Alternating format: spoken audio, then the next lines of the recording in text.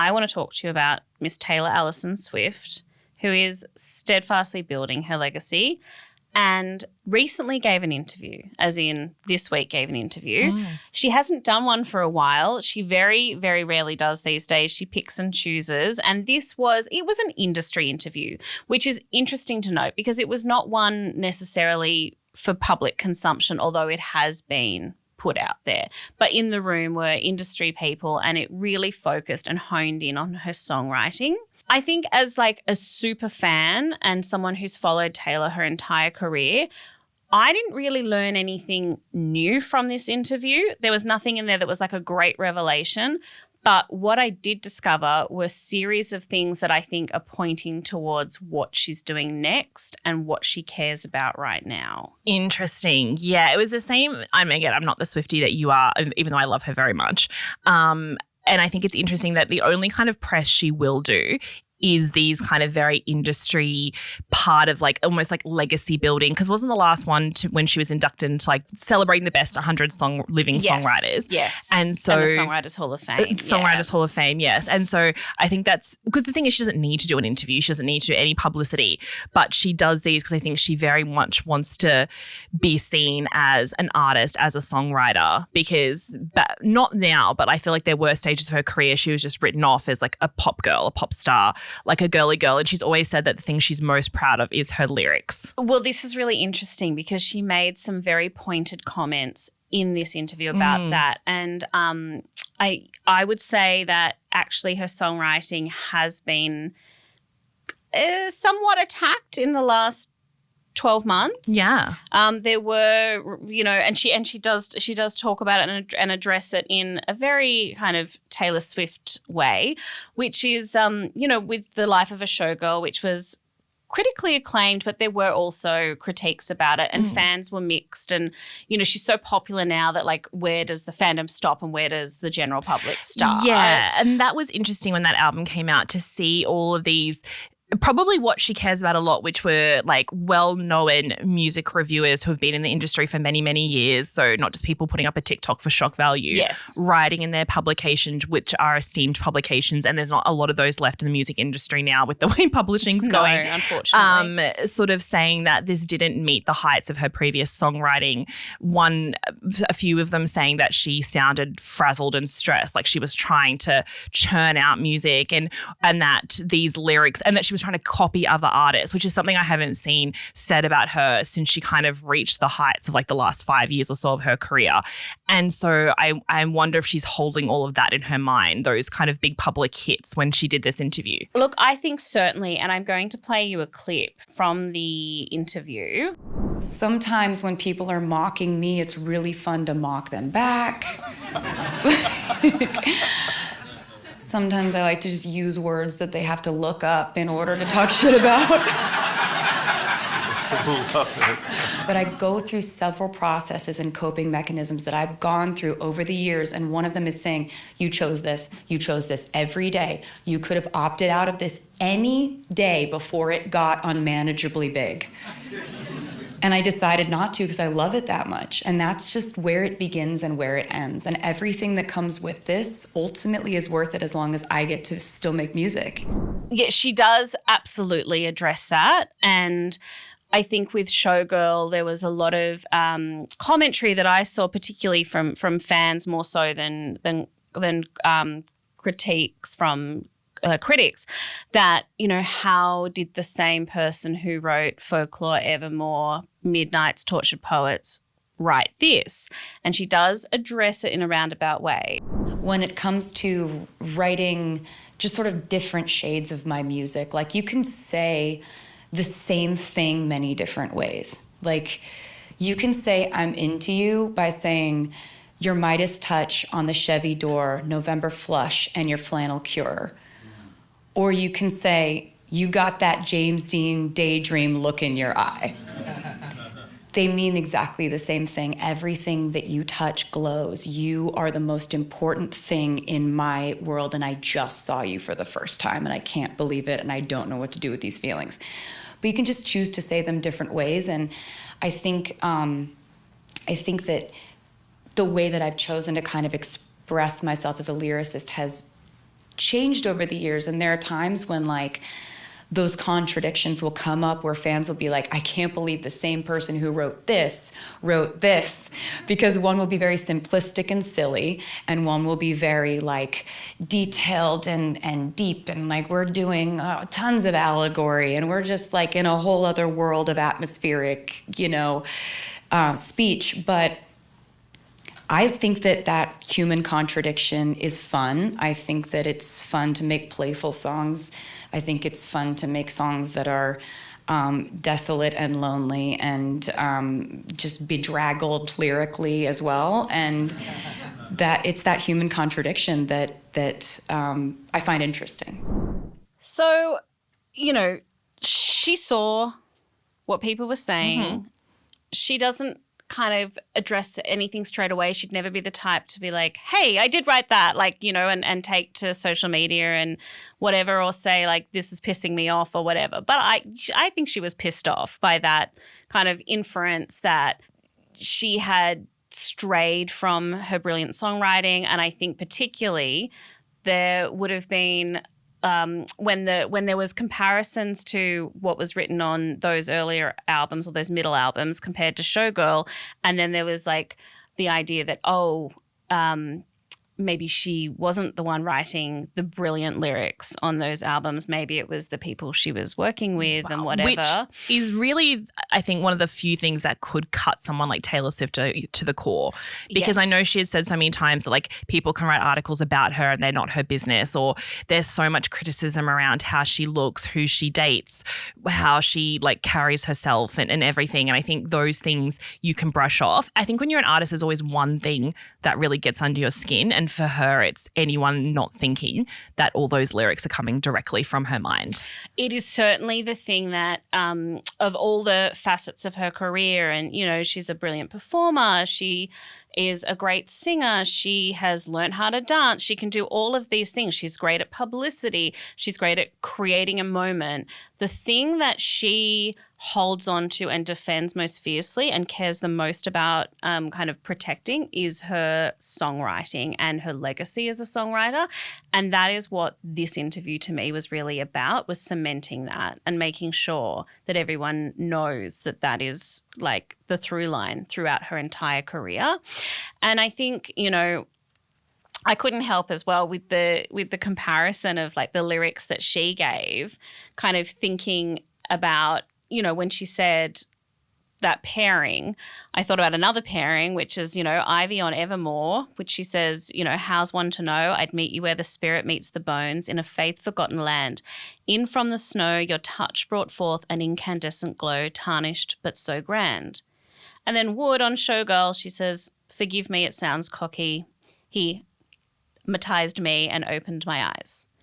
And both things can be true. And I love that she said one can be silly, one can be wordy and deeply meaning, but both are saying, I'm into you. Yeah. And you opened my eyes. Yeah. And that's really what good art could be. And not to draw a through line from Taylor Swift to the Spill podcast, but like we talk about some of the stupidest things here and then we'll talk about something very serious. Absolutely. And it's because people do want both and they relate to both.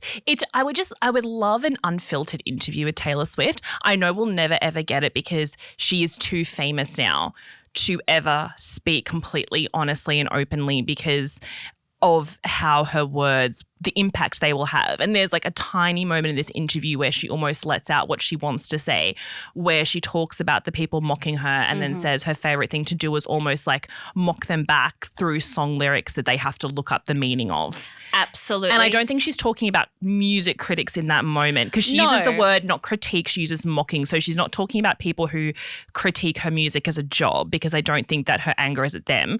It's people who mock and make fun of her. And there's a lot of people like that. There is, and she's done that in the past. I mean, Mean on Speak Now was at a music critic. That song is about a music critic, and so she's done that. She never really repeats herself. I think that this was more about even fans, and actually when I heard that snippet of the interview, I was reminded of a song on Tortured Poets, which is But Daddy, I Love Him, and she calls them the Sarahs and Hannahs, clutching their pearls, which I think is so funny because like they're such innately kind of millennial names, really. But she talks about, it goes on to say, like, you were sanctimoniously performing soliloquies I'll never see. So that's, people talked about having to reach for the dictionary with that album. And I think, she's obviously like the alliteration, the words. There were people that I saw saying, I don't know what sanctimoniously means. I don't know what a soliloquy is. And so she's mocking them and saying, like, I don't care. And by the way, I did clock what you said about me, and I did clock what you said about, like, judging my relationship. And I did see that crazy open letter that some of the fans wrote, but hey, I didn't read it. I don't care. Yeah. So I love that she also definitely made reference to that in this interview. Now, I thought what was really, really interesting about this interview is that there was a lot of looking back. Now, obviously, she is building this legacy. It's really important to her. She's kind of done almost everything that you can do and achieved everything that you can achieve. There are still things on her to-do list, and there's one I want to get to because I know you will be very interested and have your own insight and knowledge about this. But there was a lot of looking back, and I think particularly looking back to where it all started with the Tim McGraw song and her debut album. She also made reference to the fact that she'd re-recorded all of her music that she had done with Big Machine Records. She did say, I've re-recorded all of it, which when she regained her masters, she did admit in an open letter to everyone that she had trouble trying to do Reputation. Yeah. I don't know whether this was just kind of her skimming over it and still hasn't re-recorded those Reputation tracks. She said she didn't feel like she needed to and that she wasn't able to access that headspace she was in when she made it. But then she did say in this, I have recorded it all. So I'm like, question mark over that. Has she now since gone back and recorded it? But it's the debut album that everyone's waiting with bated breath about. Right. And that is her first album. It is unmistakably country. She talks a lot about country music and where she started in this interview. And at the end, when it kind of is wrapping up, she says this, which I think is probably leading into what fans are hoping to see and what I believe is what we're going to get, which is a re-release of Debut. It is the 20th anniversary this year, and I think that we will get those tracks. I think we'll get that album. I think we will get the bonus tracks. I think we'll see some collaborations on it. As you grow up, I love my country roots more and more the further along this path I get, and I want to honor them more and more, and I feel more tied to them, more loyal to them. The people that shaped who I am as an artist and as a writer, that all happened in Nashville. Love it. And you know what's interesting about all this is that even though she's being interviewed, everything she said on stage in that moment is what she wanted to say and highlight. Because when you interview a big star, there's so, as you would know, because we've been doing this for years, there's so much red tape, there's so much back and forth, and the bigger the star, the more that they can push back on a request. So you take the biggest movie star in the world and then you times whatever they've requested by 20 for Taylor Swift. And you can tell that, especially in this interview, because at one stage the interviewer says, I'm going to ask one unofficial question. And I would say that was allowed because it was such a small question. He was like, how did you decide to say it's Taylor's version when you did the re-records? And she obviously didn't care about that. But you could see he was a bit like, oh, I'm going to ask one question that's not on this approved list of questions that your team has spent 3 months picking over. And so everything that she talked on stage, like she's reacting. There's one stage where she's like, oh, that's a beautiful question, or, oh, yeah, that's interesting. But this is all stuff she really wanted to highlight. So the fact that she's choosing to highlight what you're saying here does give kind of credence to the idea that this is setting up the next thing we see from her. Indeed. And I think then she goes on to perform a mashup, which became famous on her Eras tour about midway through. She did the acoustic set about midway through, and I think the first one she did may have been in Melbourne. Right. She started doing mashups of her songs and putting them together in different ways, and she found that like a really great creative outlet for her while she was on the road, and a way to look back at, you know, her entire discography and find through points through different eras. She does a mashup at the end of this, and she chooses I Knew What I Knew You, which is the Toy Story 5 song, August, which is from Folklore, and it is August right now, and then All Too Well, which is her 10-minute, like, heart-wrenching ballad from the album Red. She re-released Red and as Taylor's version and put the 10-minute version on. what I found of note when she sat down to do this was she talked about why those 3 songs were connected to her. Now, all of them are essentially about the end of a relationship, but she didn't focus on that. I was going to say, don't start Travis divorce rumors on this pod. No. I love a heartbreak album, but we are not there. That's not where we're going. That is not where we're going. No, she talks about memory and remembering, and that is the through line through these songs. And that is very purposeful, because when I think of All Too Well, which is the most devastating, like I'm a crumpled up piece of paper lying here is a lyric, that is about the worst kind of feeling you can have after a breakup. That's Bella Swan lying in the forest. Lying in the forest, 100%. So I don't think about remembering when I think about that song as a first thought. But she's pulled these together and talked specifically about looking back, remembering, and, you know, that being like what's important to her and what she's thinking about right now. Well, what better to kind of look back and remember on than to go back where it all started with her debut album. Now, the thing that I also wanted to raise with you, because you are like me, an awards obsessive, it's about to be sports season for us. It is, and that's award season. It is. This is our continuous Super Bowl. We have the Emmys, we have the Grammys, we have the Oscars, we have all of the awards. We love them. We live for them. I have been long thinking that, you know, whereas Taylor kind of collects records, and, you know, I don't think she needs another plaque on her wall. I don't think she cares necessarily about having another trophy on her shelf, but I think it's about building out that legacy that is totally untouchable and one that has never kind of been paved before. And so we know that she's nominated for an Emmy. Was all this week she's been doing for your consideration Emmy things behind closed doors, and this was part of it as well. A big billboard's gone up on Sunset, which is like that street in West Hollywood. Because even if you're Taylor Swift, you do have to campaign. You do have even to if you, campaign. A lot of people do campaign secretly. So that's, I'd say, what she would be doing, but you do still have to campaign. You absolutely do. So the Emmys are coming up. She's got her Eras Tour documentary nominated for the Emmys. And then, of course, I think that it was very purposeful for her to do the Toy Story 5 song. Yes, because an Oscar has been in her grasp before and has always kind of dropped out just before she's got to nomination section, because she wrote the theme song, a new song for Cats the musical, for the big movie adaptation of one of the longest running musicals in Broadway history. And she wrote it with Andrew Lloyd Webber, one of the greatest songwriters of all time. And you do all those things and you're supposed to get an Oscar nomination. Like, she did every single thing right. Even the tone of song that it was, it's like, this is an Oscar song and she's going to be in a sparkly gown performing this on stage at the Oscars. Everything was set. And then that movie was so ridiculed and so critically damned and lost so much money. And I think the Oscars couldn't even look at that song because they didn't. As its own thing. Because they had jokes about Cats built in, about how bad it was built into that ceremony. And it's people who vote, just the people in that category who vote for their peers. And they were like, we don't even want this song around. So she missed out then. And then she was in contention for best short film for All Too Well, right? Yes, which was very purposeful. She entered that in order to be considered, you have to do the film festival circuit, which she did with that. She was laying all the ground steps for that. She's been working with critically acclaimed directors.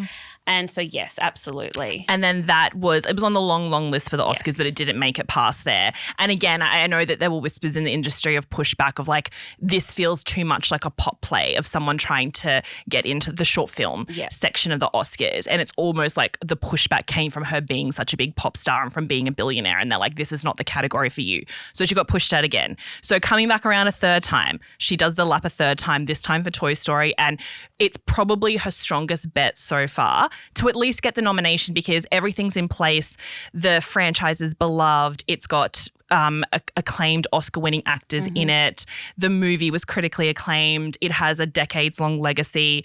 Her song is beautiful. She was up on stage singing with the original composer of You've Got a Friend in Me at the premiere. Every box is ticked for her to get that Oscar nomination. Absolutely. This is her year, I think. This is her year. I completely agree. And animated films have been looked upon favourably in this category before as well. So I do think she's making the play with the Emmys, the play with the Oscars. She's going hard. And then, we know she's got the G covered. She's got the G well and truly covered. That's fine. But now she's, making a play for the E, making a play for the O, and then who knows about the T? There have always been whispers that she's putting together her own Broadway production. We don't know anything further than rumours. Well, the thing is, you can get a Tony just by being like one of 10 producers on a show, but I don't think she'd want to do it that way. No. I think it would have to be her show. It's always a moment for her. Yeah. It's always something that she is at the centre of. She cares so much about her art and how it's represented. But I do think that this is part of her legacy building. And for anyone who's not across that, an EGOT is like an elite group of people who get an Emmy, a Grammy, an Oscar, and a Tony. The big four. The big four. And there's only a handful of people in the world that have achieved that. And it's more unusual to do it, I think, from a musician standpoint. Yes. Because you have a lot of ground you have to cover there. Yeah, exactly. that would be the lap of all victory laps for her. So, oh my God, well, thank you for that. A lot to take away. So once again, Taylor Swift has secretly told us where she's going next. She's told us, you just had to listen. You just have to listen, and then now we wait. Now we just like we do for those wedding pics.